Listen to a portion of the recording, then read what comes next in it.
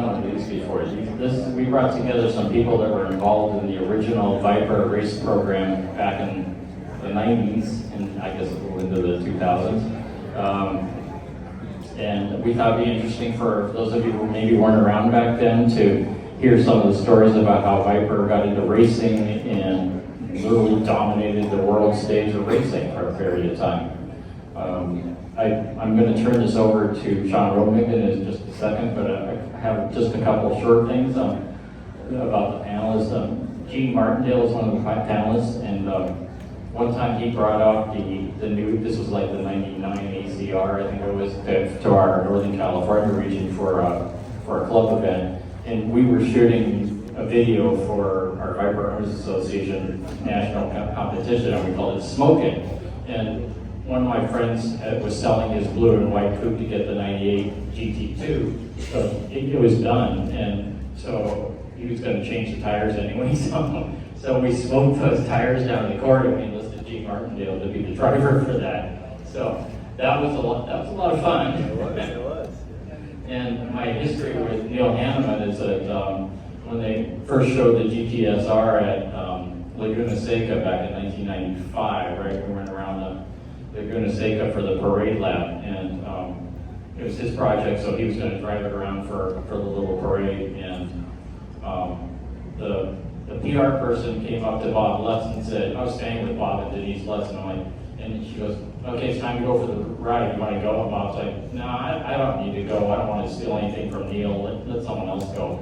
And so she looks at Denise and says, you want to go? And she goes, yeah, sure, go where? Because for the lap around Laguna Seca in the GTS-R. She goes, okay. I'm like, can I go in your lap? And she looked at me and said, I really think it'd be more appropriate if the president of the Viper Club of America went with him. And the PR one was like, no, you have to go. And she says, no, I really think he should go. And she's like, no, it should be you. And the three of them go into a huddle, it's Bob and Denise and the PR woman. And after the huddle, she comes up and it's you. She walks out. So I got to ride around. We're going to say, probably the only time it had a passenger seat. It was that car. It was that car. And it had the number 5 on it. Yeah, it had a 5. Yeah. The 5 actually goes back to the Big Myers. That was his race car number at the time. So he was one of us that was actively racing. So we put his number on the car. And yeah, and, you know what also is not known is that we had messed up something was messed up with the clutch geometry, and it was slipping. And I was not sure I'd even make a lap. And and it was supposed to just be a slow lap anyway. But it was probably kind of as fast as I could go. But nobody noticed. The car made a lap with the slipping clutch, and we averted the disaster. I never knew anything was wrong.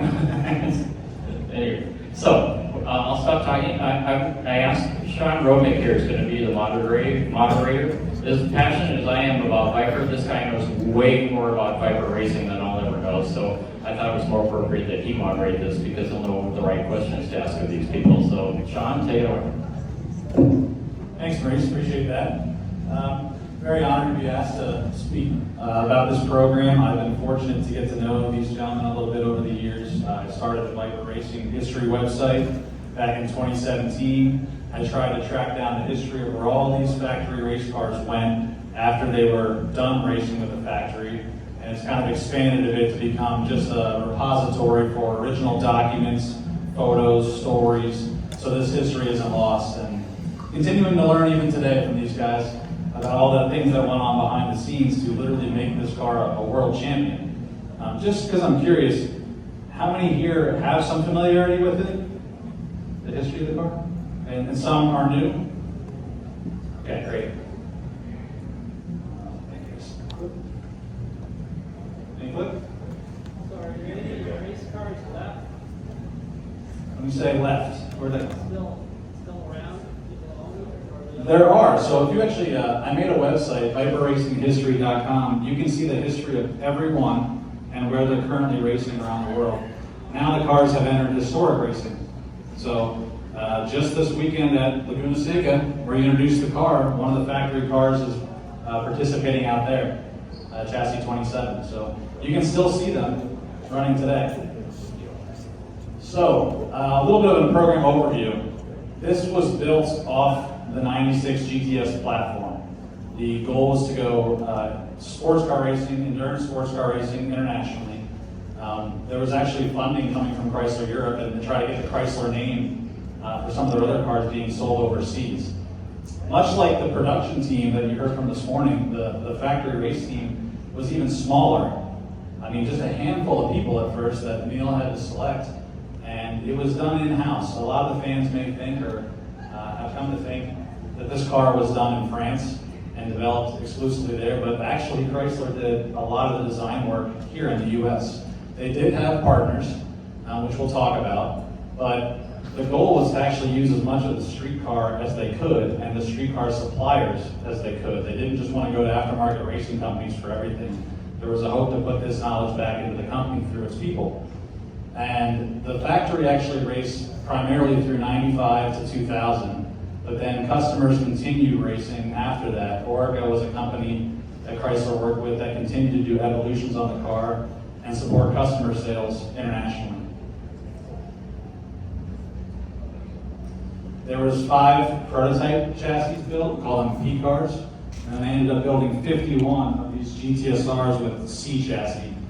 They were sequential, but you can see they skipped number 29, so the last car is C52.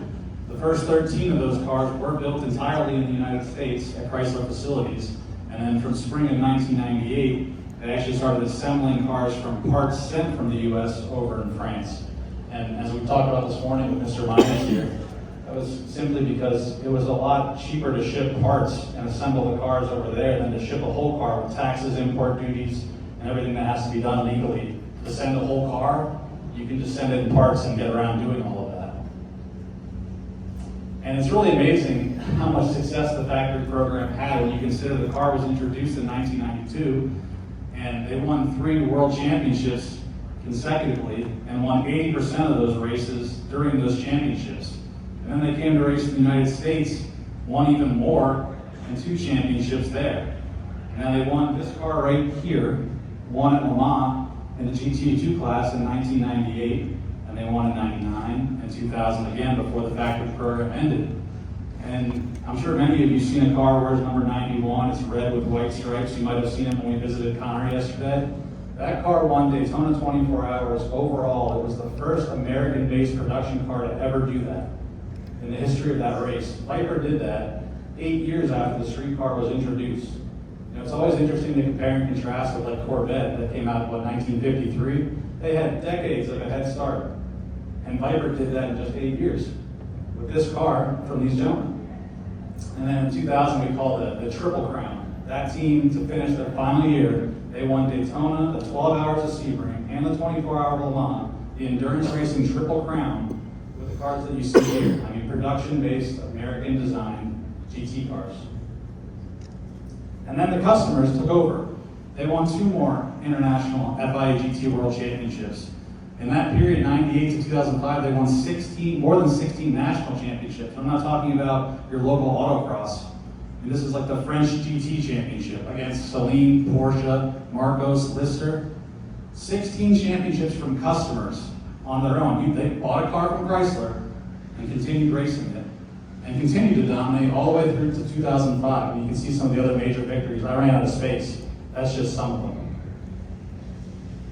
And now we're on to our panelists here. And we're lucky to have, you probably learned this morning, the Viper production team did a lot more than their titles may say. They wore a lot of hats, and that was even more so on the race team. So what you see here is not all of what these guys did. But Neil Hanneman was the first program manager, picked from Roy Schoberg and Francois Castaigne to start the program, really in late 94, but he was there in 95 to 97. Gene Martindale here, second from my right, was basically in the engineering intern program, young guy, not finished too long out of school, and worked on suspension, braking, and was actually the first person to test that GTS-R P1 at the proving ground. And then to Gene's right, we have Ken Nowak, who had a lot of rally experience with Chrysler. He handled lighting, bodywork, and many other things.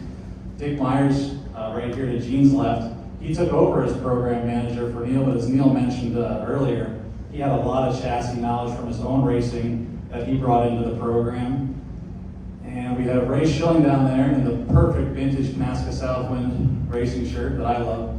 That he did drafting work, CFD, fabrication, among other things. And via Zoom, hopefully we'll be able to talk to him then, we have Tommy Archer, who was the primary development driver for this car, in addition to his long career racing numerous other things, SCCA championships, and he went on to drive for Viper Team Orica all the way through the program through 2000. We've got a great panel here, and I guess I'll try to start seeing the discussion with just a few questions. So Neil, if you could, why did you wait until the GTS came out to have a race program? What did that offer you as a platform that maybe the RT10 didn't?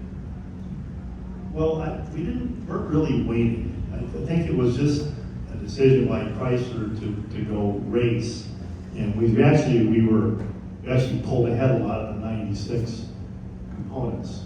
So, for example, the engine wasn't actually even in volume production yet. So our race cars were built with prototype tool parts. And we were discovering some of the production problems early on with the race cars. So, but again, the 96 engine was quite a bit better than the 95 and earlier ones, so it was definitely to our advantage to pull that ahead. Thank you. And it's kind of interesting, when I was learning about this program, everyone today is familiar with computer-aided design, everything's drawn on 3D models, but really the GTS-R was one of the first cars that Chrysler did digital design. And Ray Schilling was involved in doing some of that design work and some of the things that came out of it that took some growing pains, let's say. So maybe Ray, you could tell us about how that drafting went. Well, it's kind of weird because that was when I first started computer-aided design. And my first job was to draw the Gen 1 frame. And it's like, so I'm learning how to draw in CATIA and documenting the car because nothing was there. So I did the first one. Because it was hand drawn. It was all hand drawings. It was all drawn on a board. So it was kind of thrown in my lap. Here, draw this. It's okay. Well, I have to learn really quickly. It was a steep learning curve. And then when parts like this started showing up, the first set of carbon bodywork, what happened? We had to adjust up just about everything. Didn't quite fit. No, it didn't quite fit. So everything was just like the production car. I had massage. We got better at it as we built a few cars. A lot of it was Renard. I had to change some things. Yeah, and like Wayne was saying, the original Viper was drawn on drawing boards. So it was a transition to computer-aided design. It wasn't like Ray had the original Viper to work from. He had to create that and do the race stuff. But, some of the things worked, but I think, hey, correct me if I'm wrong, but didn't we do a CAD set of headers and they fit right in, right? We made these, yeah, so Ray designed the headers he designed. We sent them off to Borla, they made headers, and we were wondering how are they going to fit, right? We were thinking here it is, and they fit. So we had some successes. And the thing is, they were in an Inca now, so they weren't cheap headers. They were like 15 grand. Oh, we didn't pay for those. We were going to Francois' office and he said, "Let's just go with Inca now." I'm like, wow, this dude's serious. Once that stuff started to come together and you started to work out the bugs, eventually you ended up with the car you see on screen is the car sitting to your left. That is chassis P1, the development mule. That's actually the unveiling at Pebble Beach in August of '95. But the first person that actually got to test it with any eagerness was Gene Martindale. And Gene, I remember he told me that it was wild to hear you were 22, 23, and Neil trusts you to take this race car out and crash it as part of your job? Yeah, I was actually quite surprised at the amount of leeway that Neil did give me. Quite honestly, I had done some club racing. I started to go karts and did some club racing, but I was really young. I mean, I was only a couple years into my career at Chrysler, and Neil threw a lot at me, and I really appreciate they did trust me, and hopefully didn't lay it down too much anyway. But yeah, to be able to drive that car around the proving grounds, I just couldn't believe that a kid from small town Indiana growing up on a farm to do something like that. It was pretty crazy for me, I'll tell you. Well, thank you. And I don't know, Neil, if we can ask Tommy a question at this point. Yeah, okay, so Tommy thinks, we got him on Zoom, but he can't hear us. So, And actually, just in the nick of time, there he is in the car in 1995. yeah, We were going to ask Tommy about one of the first times he tested the car on track. He had a bit of an unwanted passenger that joined him on a lap. yeah. So let's get Tommy on the screen. And As we can see, well, he can't hear us, but I just told him to go ahead, so. Okay, I got the word from Neil to go. My question and answer was what it was like to drive the car the first time. First time that I drove it was down at City Break. And I drove around and I went on the straightaway and I couldn't keep my foot on the gas pedal for the whole straightaway because the exhaust system was so hot that it was burning my feet. And then they brought in Andy Wallace, who was a British race car driver, because our test lead guy didn't think that I had the qualities to go fast enough, which we proved wrong later. But he came in, he says, I think the bloody thing is on fire. And it was this, the exhaust was so hot, it was burning the insulation in the side pods. But it was smoking and hot, and so, it was just evolution stuff that had to be done. And, that lasted a long time. The heat was, I remember racing in Texas, and we actually cut styrofoam cups apart and put them inside our shoe to insulate our foot from the 210-degree gas pedal. But the first time we drove it was just, basically finding out what we felt it needed to go to the next step. And we moved on to other tracks, and we drove it at a lot of different tracks. It was actually a fairly well-handling car by the time we met. In fact, it almost raced in the 24 Hours of Daytona because it was faster than the race cars that came with the team. The test car was the fastest of the three, so that was pretty much fun. I think probably one of the big stories that people remember in the development was Neil called me up and said, hey, we'd like you to drive this car. It has an exceptional problem of Road Atlanta. This was when Road Atlanta was the old Road Atlanta that didn't have turn 10 and 11. And just had a big dip before you went up to the bridge. And it was changing lanes at 175 miles an hour. And you would go from the far right to the far left. And we ended up taking, at that time it had two byways in the back, and we took one of them off, and we gained 7 miles an hour, and the front end stayed on the ground. And I don't remember what we were testing at the time, but they said, we want you to give us the meter readings when you get on the back straightaway. And the test car had gauges down by the shifter. And so I came on the back straightaway, and the lap before I had seen this big bird on the side of the track, and it took off. And when I came back to the back straightaway, the next, whatever it was, a minute and 27 seconds later, they asked me to give me the gauge readings. And while I was doing that, I'm assuming it was the same bird, swooped in front of the car and windshield broke. Part of the bird was in the car, part of the bird was out of the car. And the funny part about it was Francois Castaigne had flown in on the corporate jet and wanted to watch the car go around the track, and we made it 1.5 laps, and I came in, and I remember calling in and I said, hey, we've got a partner.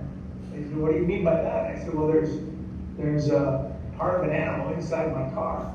And we got in there, a big hole in the windshield, and the spare windshield was an hour away at the race shop, because when's the last time you needed a windshield for a race car? So Francois got to see like 1.5 laps of me go around the track. But we progressed from there into a very fun car to drive, and there was a lot of stories like that that happened. And we got the windshield replaced and finished the test. We went to Charlotte about a month or so later, and I'm going around the track, I'm going around the banking, and there's this big bird up on the wall. I said, he's back. What do you mean? I said, there's a big bird on the wall, I'm gonna come in before he hits us.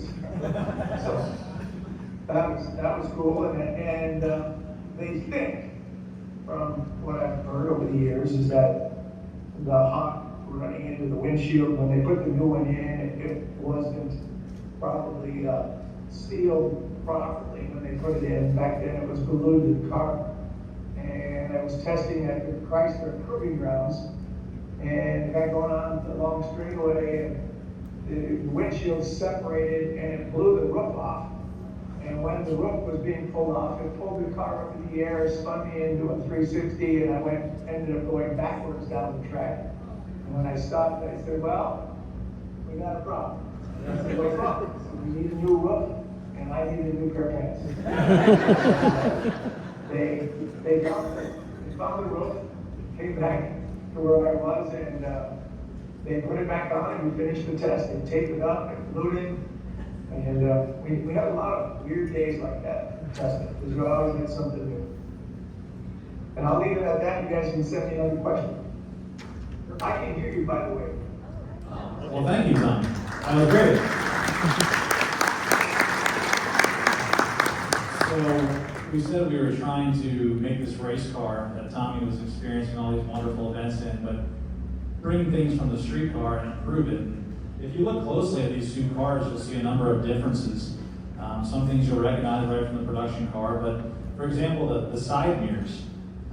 If you look at the white car over there, P1, it's got mirrors, which Ken Noah can tell us where they came from, but if you look at the chassis 7 over here that won at Le Mans, they're different, although familiar. So Ken, you can explain maybe how you used your expertise to bring some of these different production parts to the race car and why they were beneficial and how they came to be. Well, everybody on the team is kind of has the mandate to win the race. So every part on the car is involved in racing, and every part on the car is scrutinized for function and for weight savings and for just application to the vehicle. Those mirrors on the 97 car, formerly the 5 car, are the production Viper outside rearview mirrors. Those came from the Dodge Stealth. And they were the powered version of the Dodge Stealth mirror, because up until the coupe, we were given the mandate to keep manual outside mirrors in the Viper, just in keeping with the bare bones, raw sports car theme. I actually had to take the motors out of the production Stealth mirrors to put them on production Roadster. One day I was walking through the shop and just thinking, you're always thinking, and I picked up the mirrors from the Prowler. I said, wow, these are light. And I weighed them both, and I think it was about a 7-pound per mirror difference between what we had on the Prowler and what we had on the race car. So I carried the Prowler mirror over to one of the designers. I don't know if it was ready, but I asked them to machine the base of the Prowler mirror so that it fit the contour of the GTS-R door and save about 14 pounds a car. And that's what's on the car that one belongs. You don't save 14 pounds on a race car because everybody is chasing weight in every way, shape, and form. You save an ounce or two at a time. Every part we put on the car that came back from Orica, for example, had holes drilled in it. And I can't think of anything that came back from it that didn't have holes drilled in it. But they knew how to make the car lighter. And as a bonus, those mirrors are also more aerodynamic. And nobody realized we'd made the change when we went back to Le Mans, so I didn't say anything. Thanks, Ken. And it's interesting, you go through all these small changes. They're looking for grams, ounces, and in this case, pounds. And testing the daylights out of this car for more than 24 hours at a time. And now Le Mans approaching, and they have all this work into it. And we're going to ask Mr. Myers to tell us a story about the car that won Le Mans the first time at the final shakedown test a week before the race. What happened? So, about a week before the race, we would do a rebuild of each of the cars, preparing for practice at Le Mans, and run a shakedown test at the Kart circuit, which was very close to the Orca shops. And that particular car was the third of three going to the race. The first two were brand new cars, and this was from 97 carried over into 98. So it's getting a shakedown test, and a problem developed with retention of the injectors to the intake manifold going down the longest straight. So the injectors actually popped up out of position and began to spray that wonderful Euro 98 super gasoline onto the headers.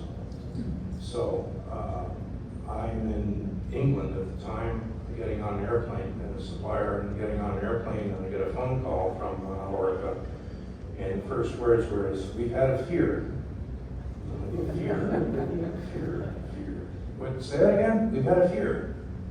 I don't understand. We've had a flambe extraordinaire.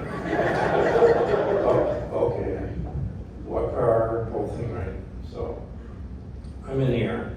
The car basically burned to the ground, to the back wheels, center line of the back wheels, right to the ground. Couldn't put the fire out. Huge fire. Fuel pumps running. Lots of fuel pumps. And so I get to work, and here's this burned out Hulk. Okay, and like we're supposed to be on a truck in 24 hours here. Each car had 8 mechanics, and they rearranged the schedule into a 24-hour cycle, and they basically stripped that car and repainted it. Repainted the chassis, put all new bodywork, all new parts, because fortunately we were financed well enough and had learned enough in prototype racing and endurance racing. You have to have spares, lots of spares. So in 24 hours, that car got loaded on a truck, race ready. Go to Le Mans, take it out for a first shakedown. The power steering was a little late. They reblend the brakes, reblend the power steering, and I can only tell there was a little bit of fire extinguisher left behind the seat. And I think we put it on the front row in qualifying. Yeah. So that's when a whole team is focused on a single goal with the appropriate passion for young guys like Gene and old guys, older guys. This guy, there was when I first went to work there, and I had come in from outside the Viper group, right? So there's raised desk, and on the wall behind it was a motto written. It was called "Make It Happen," and that's what we did. We made it happen every single day. Well, thank you. And to me, it's just crazy to think when you look at that car, it won the most grueling sports car race in the world and was literally burnt to a crisp a week before. It's pretty amazing that they were able to pull that off. The Spirit, like you see in the photo here, didn't seem like they had a bad time at work either. I should have mentioned earlier that a lot of times people are familiar with Orca because when the team started winning everything, they were working with Orca at the track. But behind the scenes, there were a lot of other contributors here in the United States, including J&P Motorsport down in Norcross, Georgia. Canasca Southwind was the first team to race the cars out of Birmingham, Alabama. Reynard in the United Kingdom made the lightweight carbon fiber bodywork, and then a lot of testing was done throughout the United States in Ohio and Arizona, the Chelsea Proving Grounds, and then you had Caldwell Development who handled the factory engine program in Vista, California. So there's a lot of late credit that's given to Orca, and they were a key partner, but the car really was developed, especially in the early years here in the United States, with companies here in the United States and people at Chrysler. I guess at this point, we get some questions in the audience. Anyone should? I'll try to run a microphone back to you. Yeah, while he's doing that, I just want to recognize, you talk about building cars in Detroit, and Jeff Petrelli's in the back row here. I'll get Jeff to stand up. He's been as high as a UAW mechanic.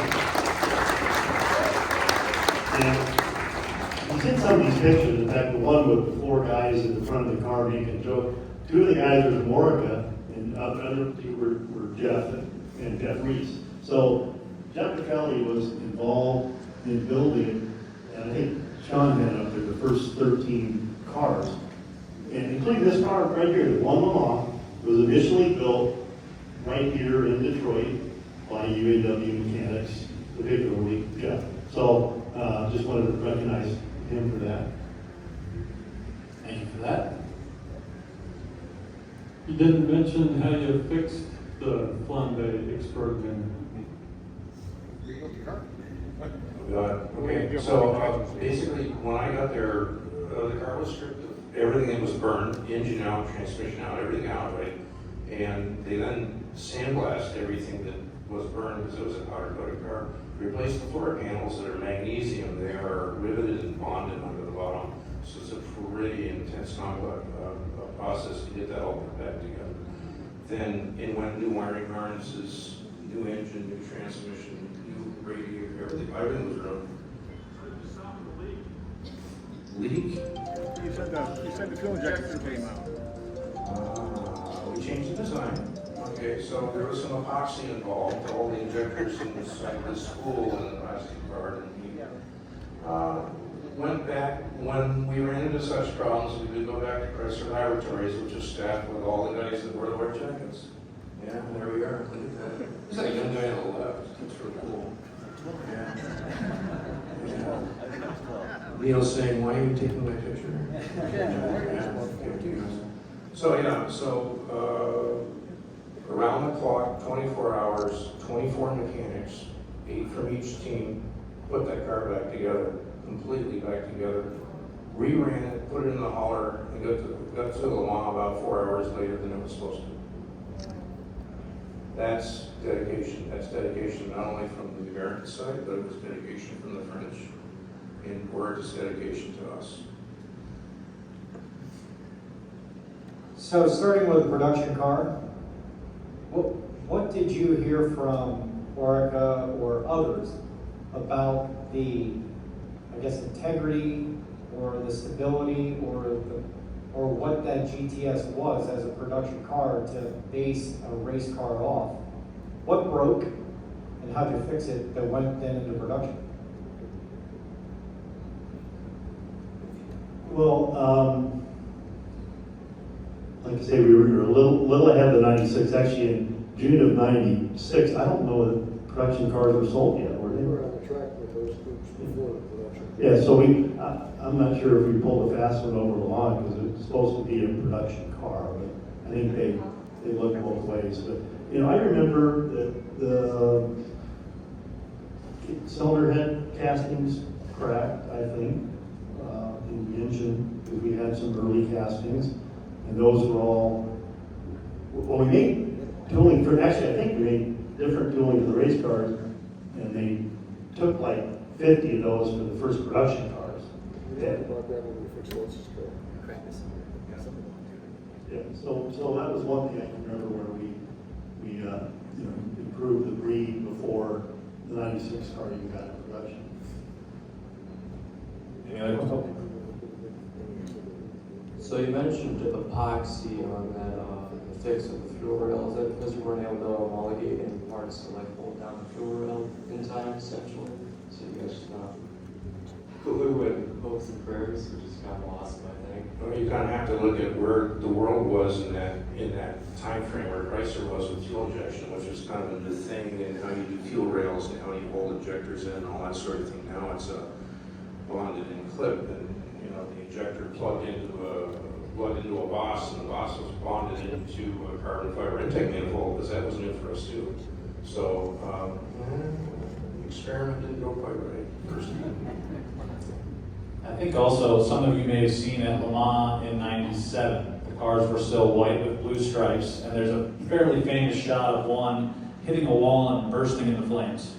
Everyone remembers that, but one of the things that came out of that, can't really see it in this picture, but at the base of the windshield, they actually put 2 external kill switches in so that if a driver wanted to get out of there in a hurry and didn't turn the fuel pumps off, a marshal could walk up with a fire extinguisher and hit the switch, and maybe you have some hope of not burning the whole car to the ground. But that's where that came from, was an actual accident in the race a year prior to winning 24. Any other questions?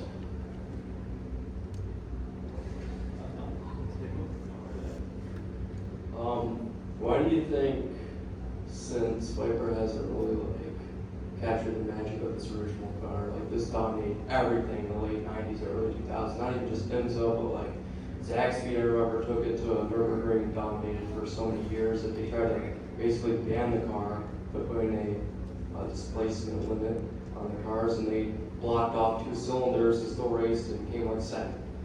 I mean, this car was insane. But why hasn't there been one since, do you think, that's been like way to that level? Well, it depends on the rules. Like you say, they kept putting restrictions on, and maybe it wasn't necessarily the Viper, but for example, if you had a 8-liter motor, you get a smaller restrictor. We're the only ones with an 8-liter motor.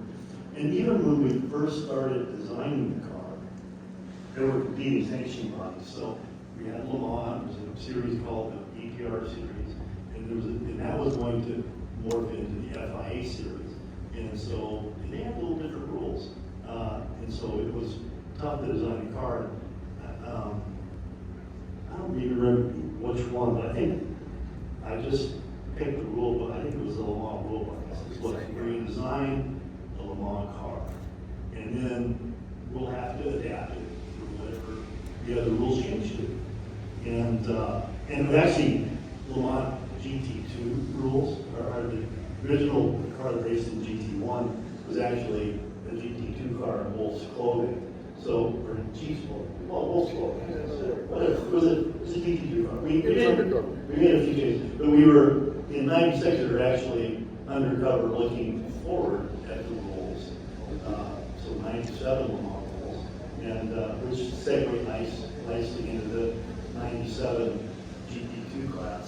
So we were, rather than designing a full-up GT1 car, we were really looking at a GT2 car. But the rules change all the time, I think this car, and also I appreciate Sean putting together all this history and keeping track of it. I mean, he knows more than we've forgotten so much about what went on, but Sean's keeping track, which is great. But the history where customer teams ran from 2000 to 2005, they just took the car and without any help from us. I know you weren't helping them, were you? Did those customer guys?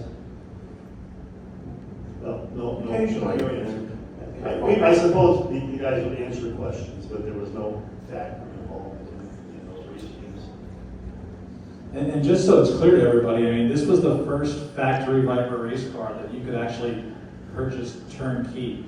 I'm sure some of you are familiar with, after this came the competition coupes, the ACRX, eventually a second round of GTS-R, and then the GT3R that raced in IMSA through 2016. But this was the first factory race car you could buy from the company. And when they came out to customers in 1999, the price was $325,000 in '99. Originally, I think you started at $200,000, but then as things expanded pretty quickly, the price grew. But compared to the competition, a McLaren F1 GTR was $1 million. So you were getting a bargain. And I've interviewed a number of customer teams in the years since, and one thing they said they appreciated that these guys did, Porsche was the de facto car to have if you were a customer. You could run a Viper for 2 to 3 times as long as a Porsche before you have to replace components. So it was actually a bargain for these race teams, which is why you saw for over half a decade they became the customer car to have, and they won, as this gentleman mentioned, at the Nürburgring, in Spa, in Brazil, in Japan. I mean, they went all over the world. They were a good value for the customer. And one thing I wanted to ask Ken, actually, some of that value came from the Chrysler engineers and their experience. If you look at the white car, on the rocker panels, you'll see it's a one-piece carbon fiber single section. But if you look at the Le Mans winning car, there's actually a metal sill below the carbon. Why is that, Ken? Well, I was going to try to explain the differences between the two cars, because there are quite a few. I mean, I'm looking at them and they look very similar, but the Renard part made in the UK is a carbon fiber side sill. And you got to insulate that dramatically, and it doesn't do a good job of rejecting heat. It doesn't dissipate heat along its length the way aluminum does. So I thought, well, I'm going to try to take the production aluminum sill, make some modifications, and put the side splitter on in aluminum. And Ed did a little of this and a little of that, and ended up with a part that rejected heat much better, so it made the car cooler inside. It didn't tend to burn and flake the paint off of itself. And it weighed exactly the same as the carbon fiber piece, and saved $7,000 a side. Because the side sills on that car were over $7,500 a piece out of Renard. And so that was cost savings, but it was practical cost savings because I was trying to make the car better. And the aluminum is a better dissipator, it's a better heat rejection material than carbon fiber is. And it was a production part. There were a whole lot of differences. Also, if you look at the 97 car, it's got some kind of funny wheel lips on it.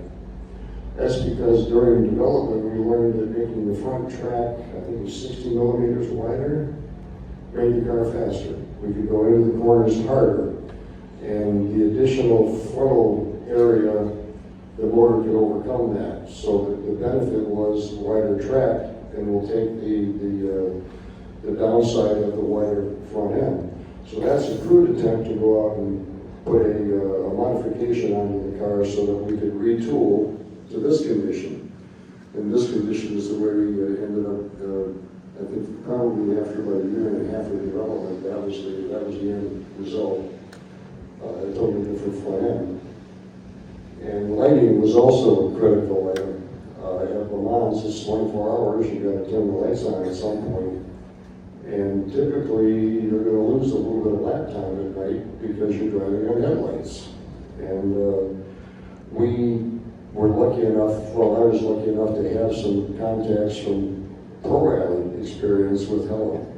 And I found out they were doing an HID development program. And they agreed to put together some special 7-inch HID lamps.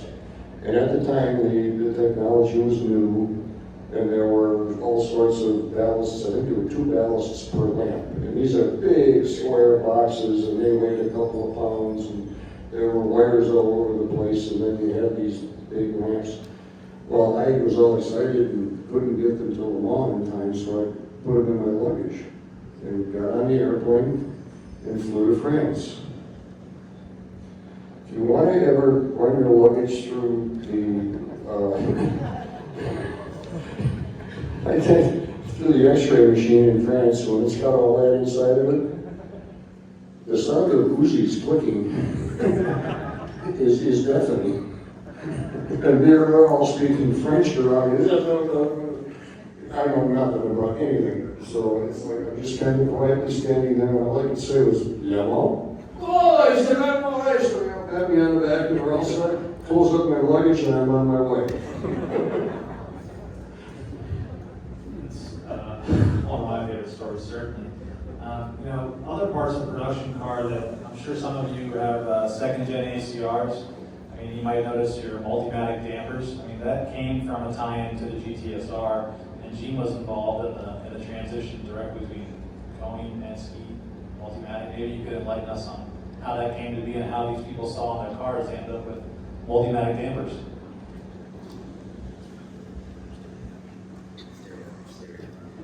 Yeah, one of our big mandates was that we use as many production suppliers as possible. Francois Castaing dictated we use as many current production suppliers to the street Viper, be it Michelin tires, Brembo brakes,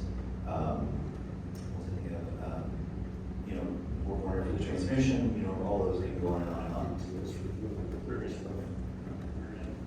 Dana, we can just go through the whole list.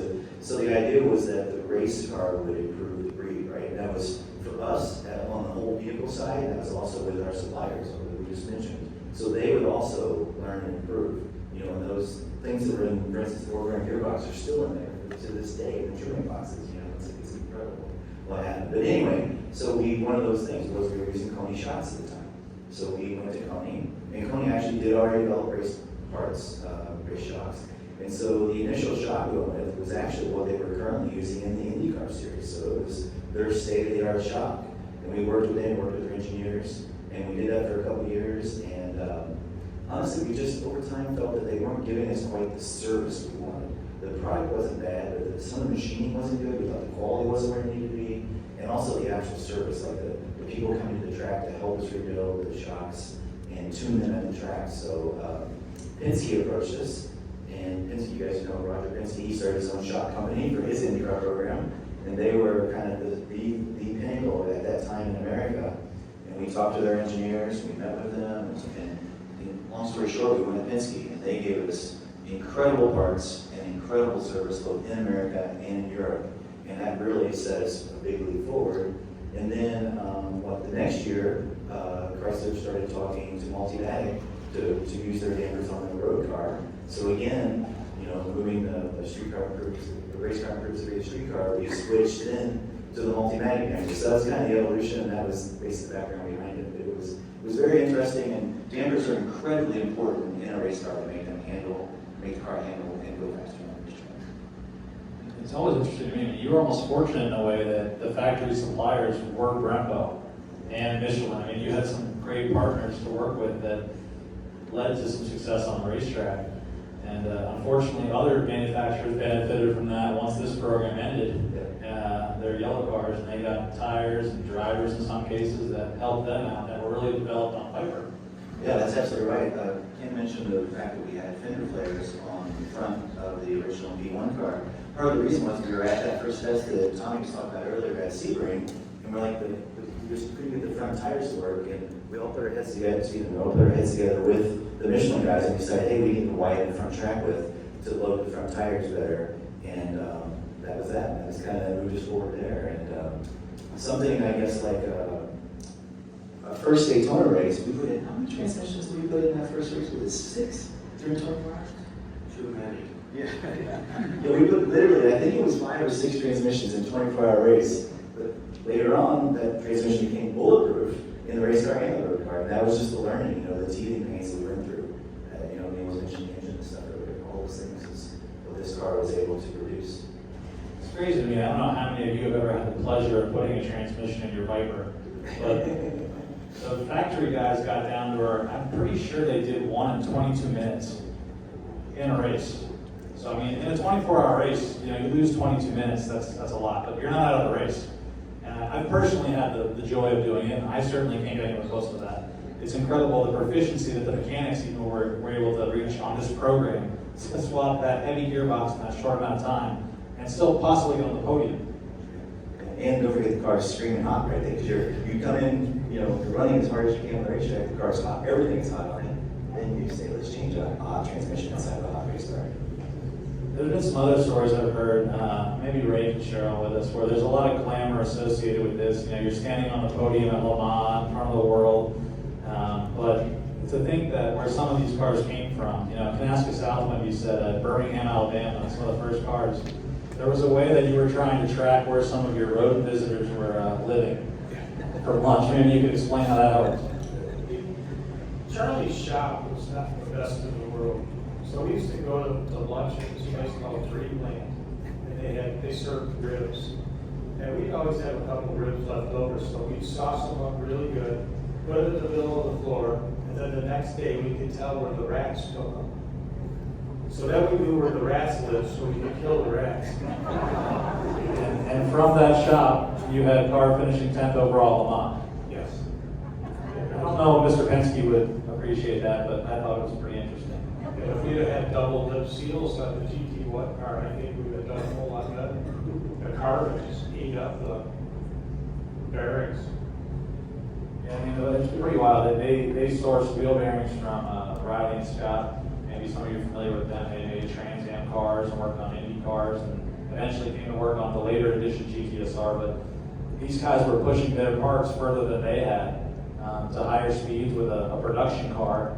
The first year Viper went to Le Mans 96, it was clocked as the second fastest car down the famous Mulsanne straightaway, faster than the prototypes. And there were instances, I think, where maybe Tommy could tell us, I'm not sure we get that to him, I think he had some angry prototype drivers visiting him that were trying to draft to get by him and couldn't. Tommy said he could hear us. So. Maybe we can get Tommy back on the screen and he can answer that. You just roll them up. Wake up. If you can hear us, I think he told me once there were prototype drivers who were frustrated that they couldn't pass you in the Viper due to the high power, and you often had some visitors in your pit box maybe.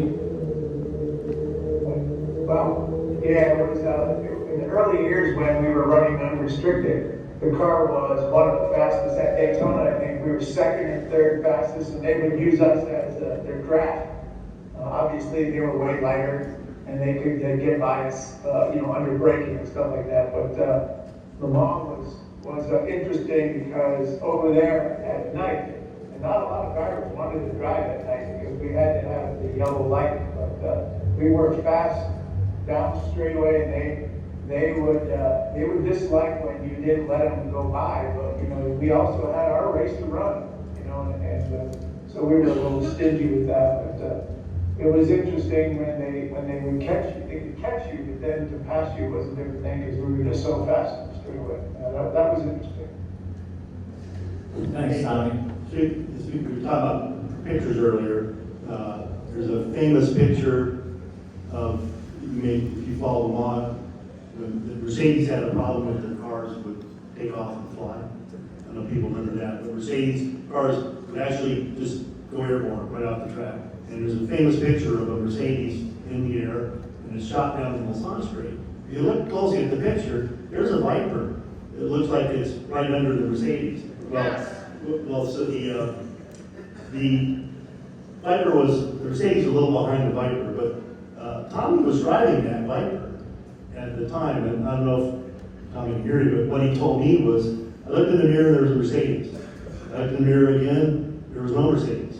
I wonder where it went. I looked in the Mercedes the third time, and it's back on the track, on its roof.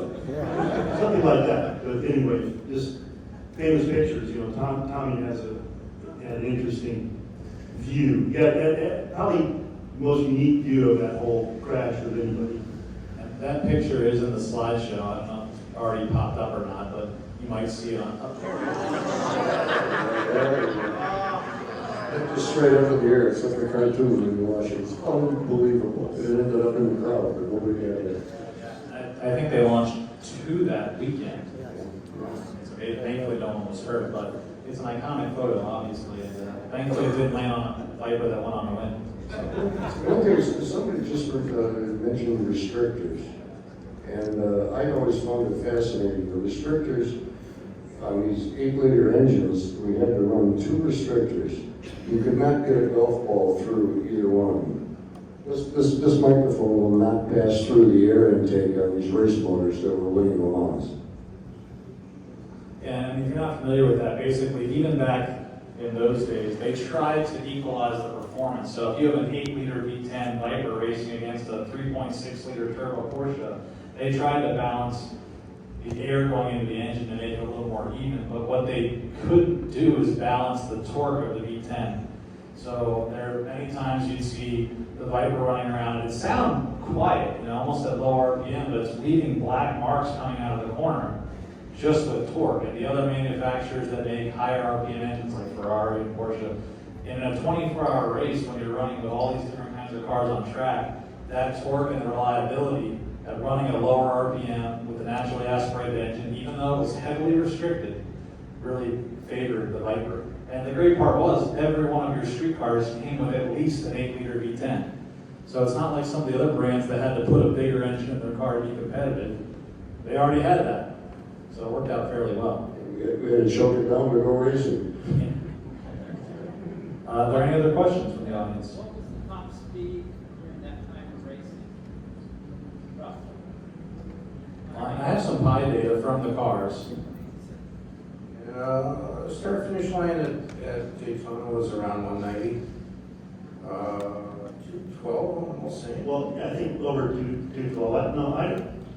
I remember personally, because in '99 I drove, I think it was P3, a car that was at that time actually literally taken out of a museum in Florida, and I drove that car as a privateer team. I was lucky that some of these guys, I was off the program by then. I didn't even remember for Chrysler by then, did I? But some parts showed up for the car. That was kind of nice. But I was trying to beat the Corvettes and qualify with a privateer car, and I burned a spark plug on my fast lap. But It was 197 is what I went across this start finish on that. And we had to put a chicane at Power Card. We used to run 24-hour test at the Power Card circuit in France. We had to add a chicane into the backstretch because we were over 200 in the dark in 33-degree weather. But again, I think they said the Lamont track was like 212, I think. When they were complaining to Tommy about us being, faster than things, about that speed. Yeah, again, I mean, if you're not familiar with it, these prototype cars, they go at incredibly high speed through the corners, but even on Le Mans is unique because it's an 8.5-mile track made of public roads. It's one of the few places you can go those speeds. But even at Daytona, which everyone knows for the Daytona 500, to go close to 200 on a closed circuit, not an 8-mile long stretch, is pretty incredible, especially with a production-based car using the factory block crank casting, cylinder head castings. I mean, certainly the engine was modified, but they were starting from a production part. If you look at a lot of their competitors' race cars, almost nothing is shared with the street car, maybe the rear mirror. But that wasn't the case with Viper, and that's certainly what attracted me to this program, was how successful they were with a car that was no kidding based on what you could buy. Any other questions? Wes in the back? How close are you to your goal of chasing down all the chassis? Actually, I found all the GTS-Rs.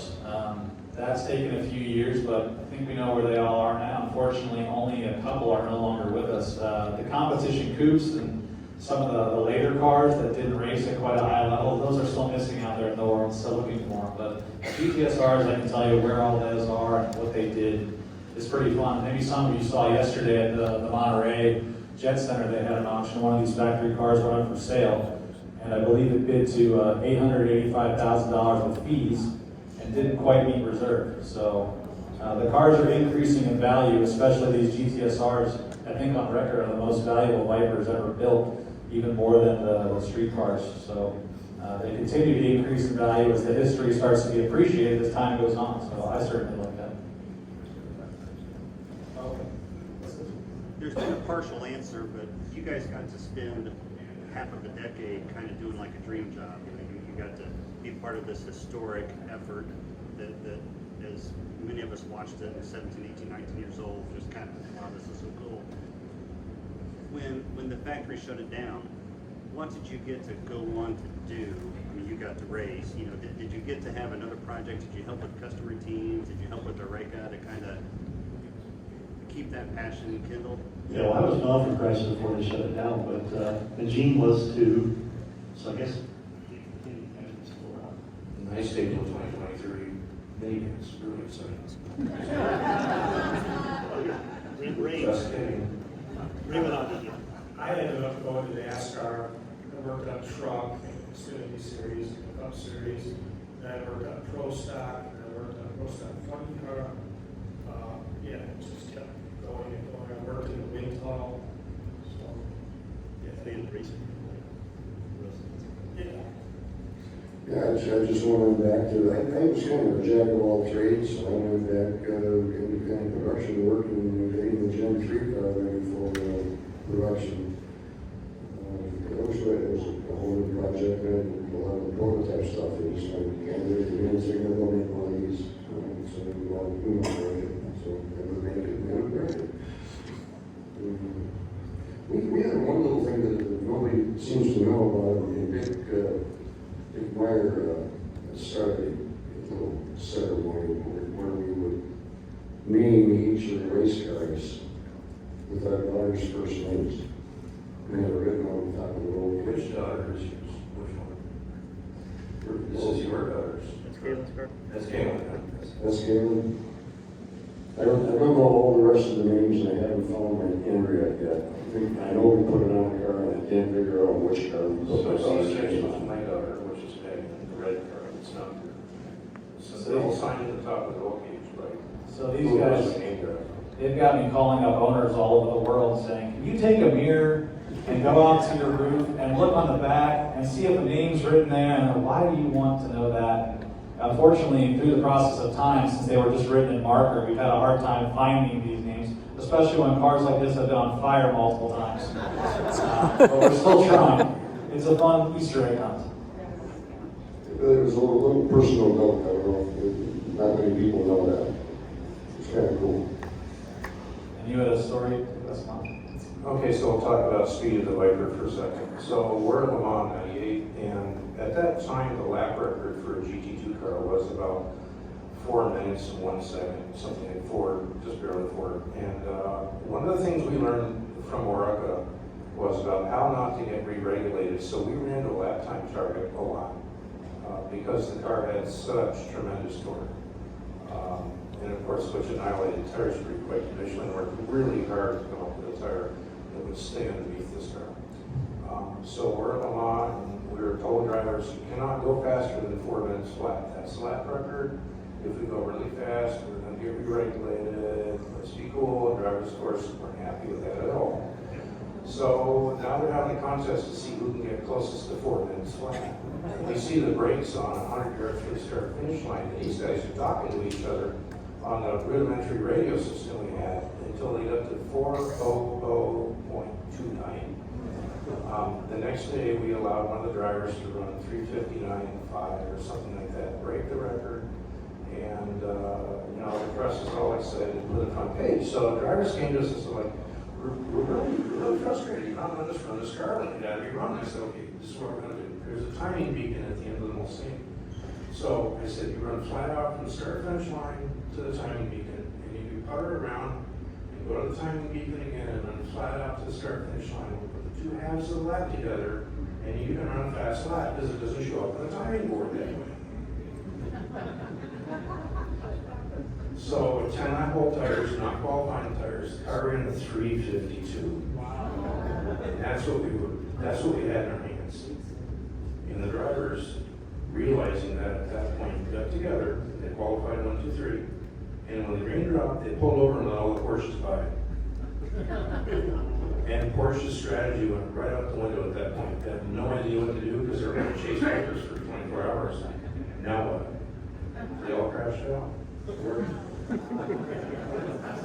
It's interesting to hear the backstories that you can't tell from the stands necessarily, and that's why I've certainly enjoyed getting to know these guys a little bit and trying to write this stuff down. We've got time for just a couple more questions. Mr. Willie in the back. I've asked this of the production guys, so Kenny has answered this before about production. But what did you guys realize you guys are going to be legends with this race car? This morning. The car is a legend. When the car won the Mans 3 times in a row, that was kind of a hint. I think Daytona overall. No, that 2000. But I was happy at the first FIA race in '97, which that car was at, and we finished 1-2, and the way the car ran, the way everything worked, I realized we're done. We're done. Now it's just a matter of the race teams can do everything they need to do with this. And that's when things started happening. When in '97 we won the F1 championship. We did miss Le Mans in '97, but then it all just happened. So that Nürburgring, 1997. I was there with Jerry Malaco, who's no longer with us. I don't know if any of you guys were there. I think it was just me and Jerry. Tommy was riding with Justin, and that's when I knew that we had it. I think I remember the first time we went to Daytona for the 24 hours, and you and I were walking back from a bathroom or some pop break or something like that, and it was about 12 hours into the race, and we looked up and we're up on the leaderboard on the tower, and that's when you looked at me and said, we're here.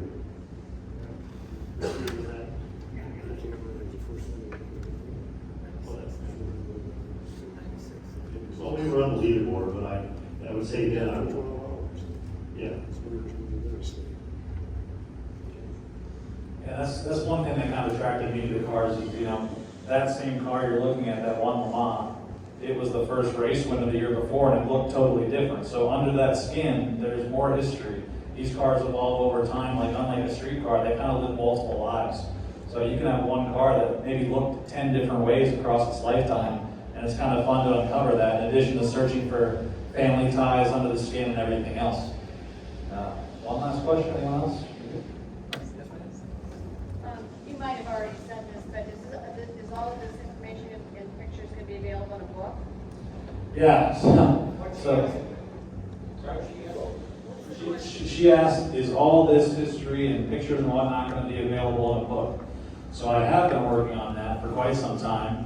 I have the website where you can see the history of each car. That's no cost or anything. Every one of the GTS-Rs is documented on there, but all these stories don't fit on a website. So after I wrote the racing chapter in Maurice's last book, I started trying to put together just the racing history in a book, and that became so big. Now we're just doing a book on GTS-R first, with hopes to then cover the later programs. But yeah, about 50,000 words in and 20,000 photos, and it's taken me a long time, but that is the goal. So yes, working on that. But in the meantime, if you visit the site, you can at least see the history of each one of these cars and the names of all the people I've spoken to so far. So with that, I think I'll hand it back over to Maurice. Sorry. Oh, sorry. No problem. I got one question for you. Obviously, endurance racing has to do with durability of a vehicle. And the reality is, Viper had extreme success with durability, have won so many races. That doesn't happen by accident. That's an engineering, a good job for you guys. What did you guys do to these cars that made them so durable that they were able to win so many races for so many years? It started with design.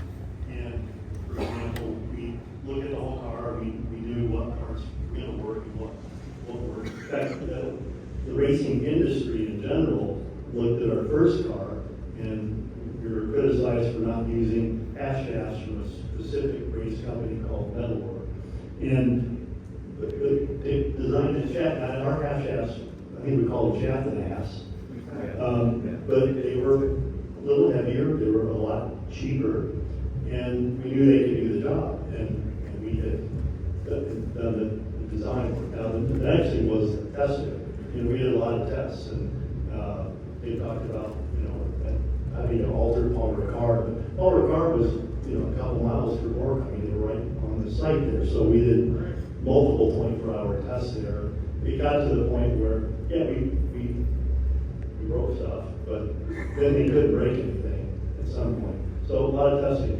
The biggest problem that we probably mentioned was get the transmission to where it would run 24 hours flawlessly. So, a lot of transmissions went in and out, and we got, and that's the one time, I had to get a little executive vice president help.